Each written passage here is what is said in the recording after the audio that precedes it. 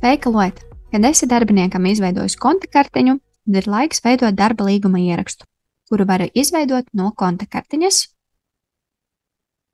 Līgumi sadaļas, nospiežot plusiņu jauns. Norāda līguma numuru,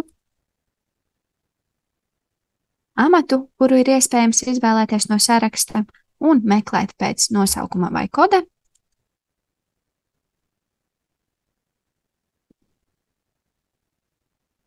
Izveido un norāda darbiniekam departamentu, ja būs nepieciešams dalīt laika tabulas pa departamentiem vai grāmatot algu aprēķinā, piemēram, bruto vērtību administrācijai uz 7220 kontu, bet pārējiem darbiniekiem uz 7210 kontu.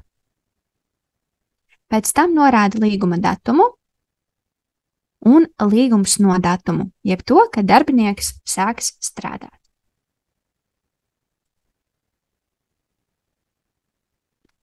Izvēlies darbinieka darba laiku un mēneša algu vai stundas likmi.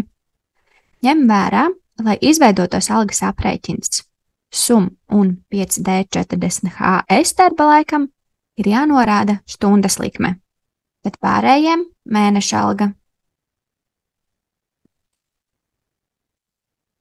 Savukārt, ja darbiniekam ir minimālā alga vai minimālā stundas likme, atzīmē vienu no šiem ķekšiem.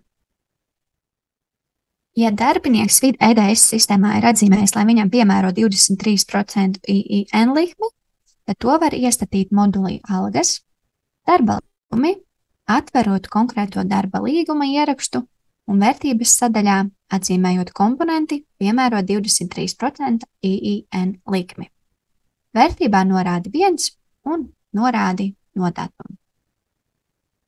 Ņem vērā, ja darbinieks ir vienā brīdī atzīmējis šo, bet pēc kāda laika ir izņēmis un atkal atzīmējis, tad pirmajā rindā norāda līdz datumu, bet otrajā no datumu.